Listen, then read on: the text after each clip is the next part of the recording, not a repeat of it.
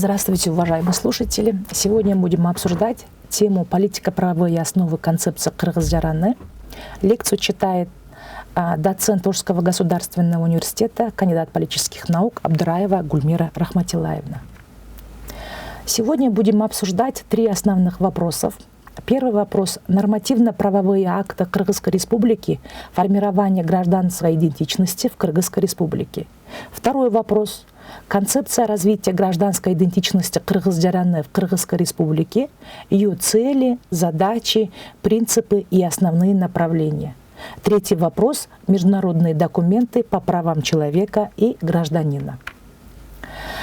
Прежде чем мы будем рассматривать первый вопрос, я хотела бы остановиться на том, какие этапы формирования реализации государственной политики в сфере межэтнических отношений.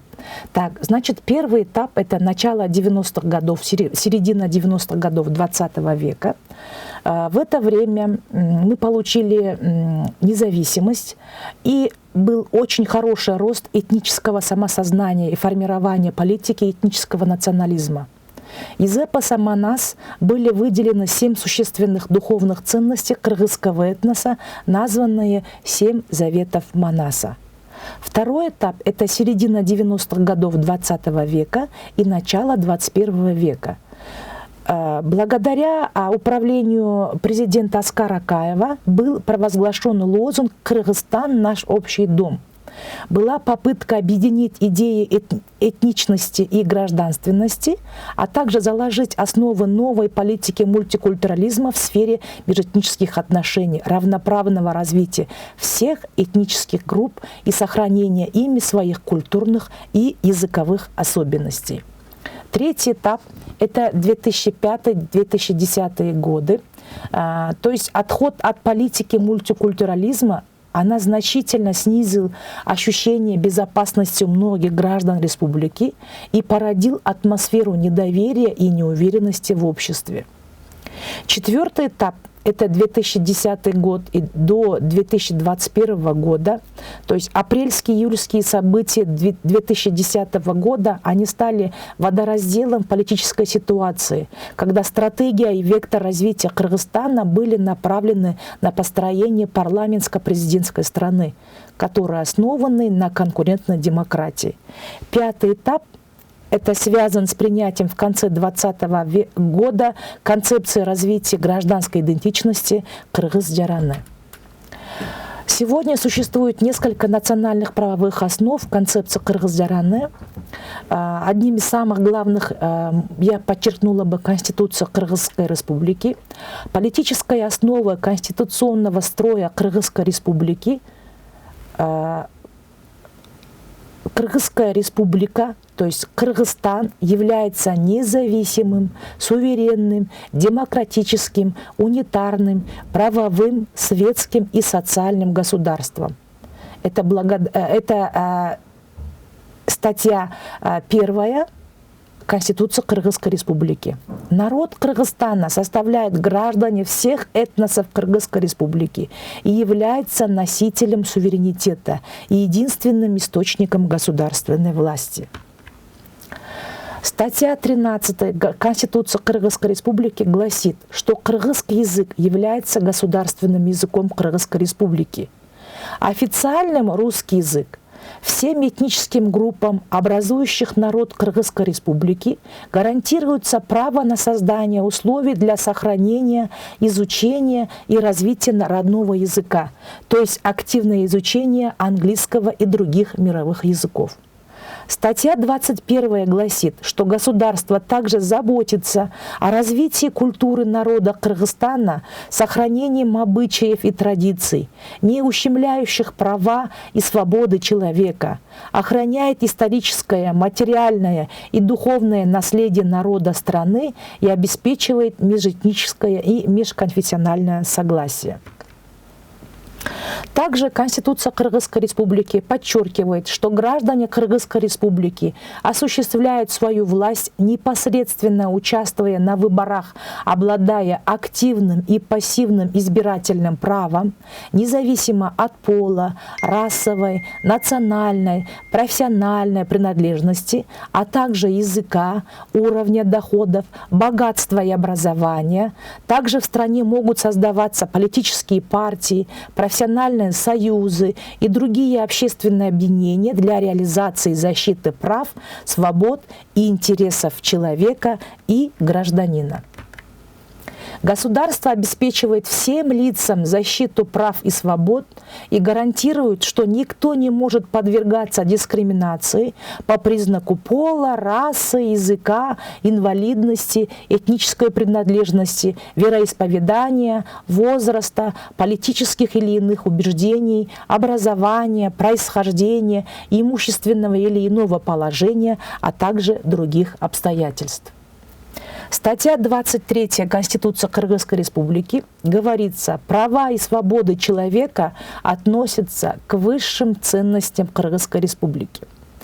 Конституционно запрещено принятие подзаконно нормативных правовых актов, которые ограничивают права и свободы человека и гражданина.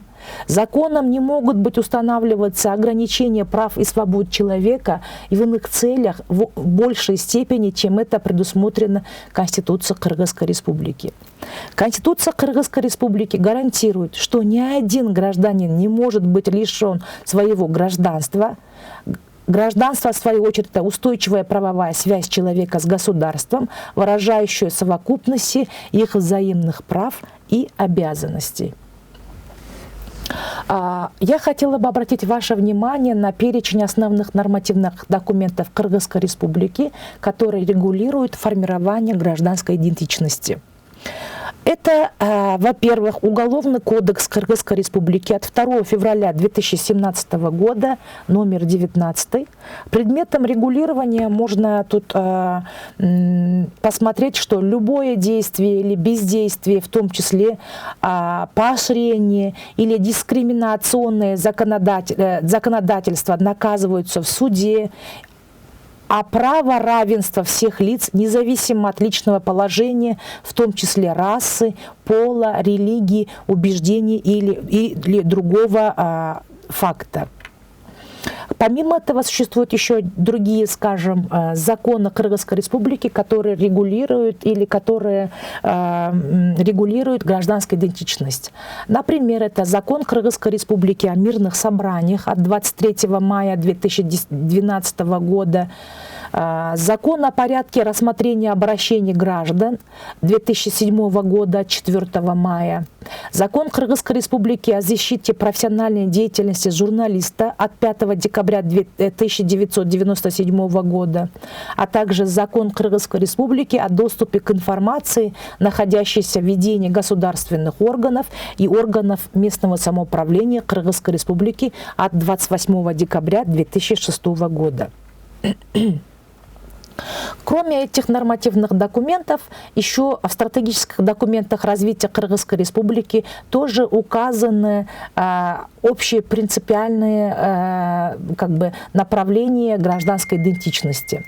Национальная стратегия развития Кыргызской Республики на 2018-2040 года, утвержденная указом президента Кыргызской Республики от 31 октября 2018 года, именно она нацеленная на формирование единого сообщества граждан Кыргызской Республики кыргыз-дяраны, независимо от культурных, этнических, религиозных отличий, объединенных в стремлении укрепления суверенитета страны. Стратегия нацелена прежде всего на создание среды для развития человека, раскрытие потенциала каждого, кто живет в нашей стране, обеспечение его благополучия, качество и уровень жизни, права и обязанности человека стоят в центре политики государства. Хотела бы перейти на второй вопрос. То есть концепция развития гражданской идентичности кыргыз-жараны в Кыргызской республике на период 2021-2026 годы, который утвержден указом президента от 13 ноября 2020 года. Основной целью данной концепции является развитие благоприятной среды для продвижения гражданской идентичности кыргыз-жараны. Кыргыз-жараны – это гражданин Кыргызской республики, который имеет права и обязанности в соответствии с Конституцией Кыргызской республики, независимо от этнической, религиозной, социальной, региональной принадлежности. Кыргыз-жараны исходит из названия страны Кыргызская республика и является общей гражданской идентичностью, объединяющей все этнические сообщества при сохранении ими своей этнокультурной идентичности. Осознание себя гражданами Кыргыз-жараны должно стать частью образования, культуры, воспитания и развития личности, формируемой семьей, сообществом, государством. При этом государственный язык должен стать важным условием, которое обеспечивает объединение граждан Кыргызской республики. Основные принципы концепции Кыргыз-жараны. Во-первых, ориентированность на соблюдение закрепленных конституционных норм и законов Кыргызской республики. Во-вторых, равенство и недискриминация граждан Кыргызской республики независимо от этнической, религиозной, социальной и региональной принадлежности. В-третьих, добровольность, уважение и признание многообразия, обеспечение баланса между правами и обязанностями граждан, позициями различных групп, придерживающихся различных точек зрения. И в-четвертых, взаимодействие и партнерство всех заинтересованных сторон в развитии и продвижении гражданской идентичности и государства. Они все являются принципами концепции Кыргыз-жараны. Так,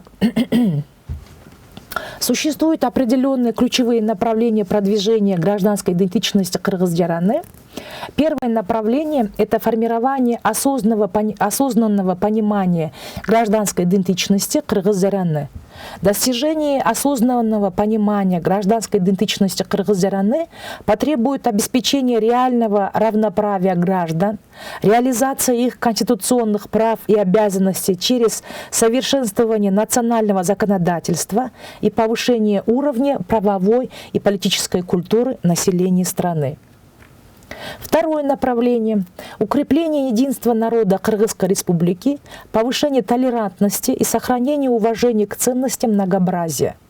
Укрепление единства народа Кыргызской республики, повышение толерантности и сохранение уважения к ценностям многообразия являются важными условиями, обеспечивающими развитие гражданской идентичности Кыргыз-жараны.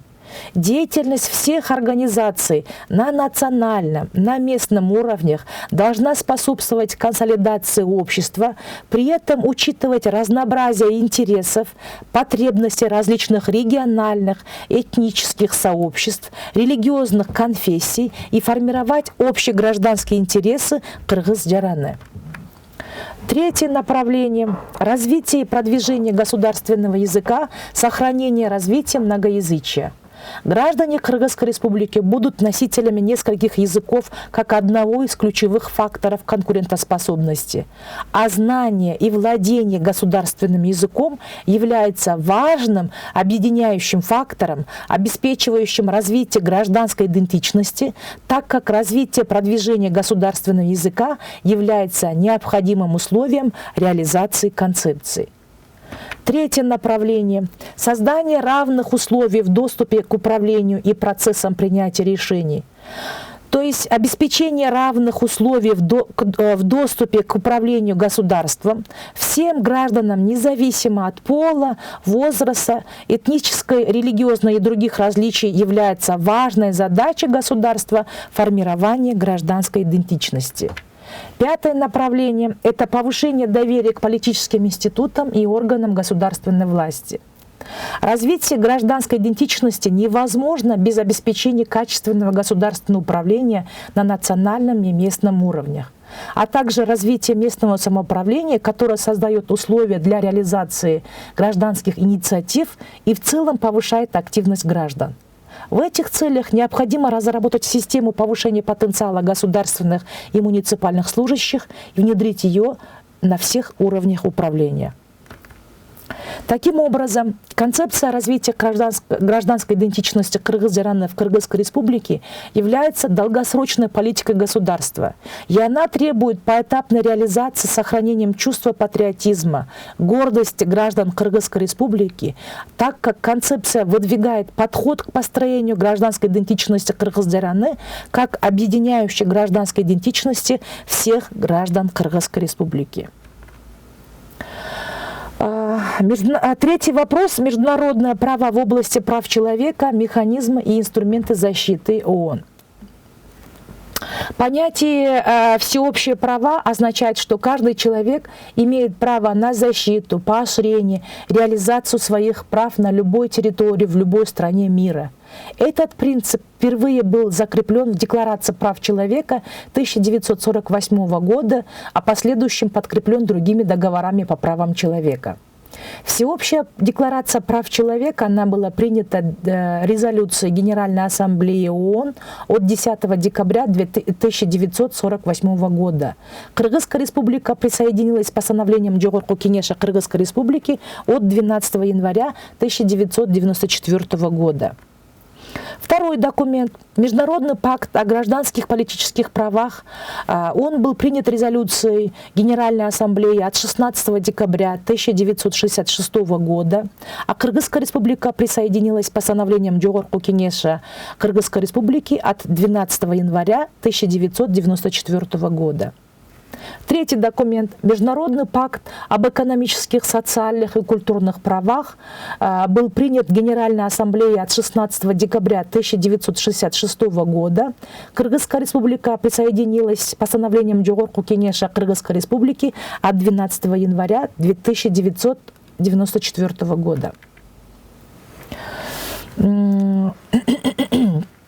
Следующий документ – Международный пакт об экономических, социальных и культурных правах, принят резолюцией Генеральной Ассамблеи от 16 декабря 1966 года, а Кыргызская республика присоединилась от 12 января 1994 года. Конвенция о ликвидации всех форм расовой дискриминации, принята резолюцией Генеральной Ассамблеи от 21 декабря 1965 года. Кыргызская республика присоединилась к законам Кыргызской республики от 26 июля 1996 года. Следующий документ – Конвенция о правах ребенка, принята резолюцией Генеральной Ассамблеи от 20 ноября 1989 года. Кыргызская республика присоединилась к постановлениям Жогорку Кенеша от 12 января 1994 года. Конвенция о ликвидации всех форм дискриминации в отношении женщин, принята резолюция Генеральной Ассамблеи от 18 декабря 1979 года. Кыргызская республика присоединилась к постановлениям Законодательного собрания Жогорку Кенеша Кыргызской республики от 25 января 1996 года. Выводы по второй теме. Кыргызская республика, она находится на важном этапе своей истории. Созданы и законодательно закреплены все предпосылки для долгосрочного развития страны как политически стабильного, экономически сильного и социально ответственного государства. Второе. Некоторые из прав и свобод могут быть ограничены только строго в рамках международного или национального права в соответствии с принципами законности, необходимости и пропорциональности. Третье. Национальное законодательство и система государственного управления в основном ориентированы на нужды каждого человека, на обеспечение его прав, свобод, обеспечение справедливости в обществе. Четвертое. Принятие стратегических документов, в том числе национальной стратегии развития на 2018-40-е годы, позволило консолидировать общество вокруг общенациональных целей и стать крепкой основой кыргызской государственности, а гражданская идентичность составляет основу укрепления суверенитета страны и ее благополучия. Пятое. Концепция развития гражданской идентичности Кыргыз-Жараны в Кыргызской республике выдвигает подход к построению гражданской идентичности Кыргыз-Жараны как объединяющей гражданской идентичности всех граждан Кыргызской республики. По теме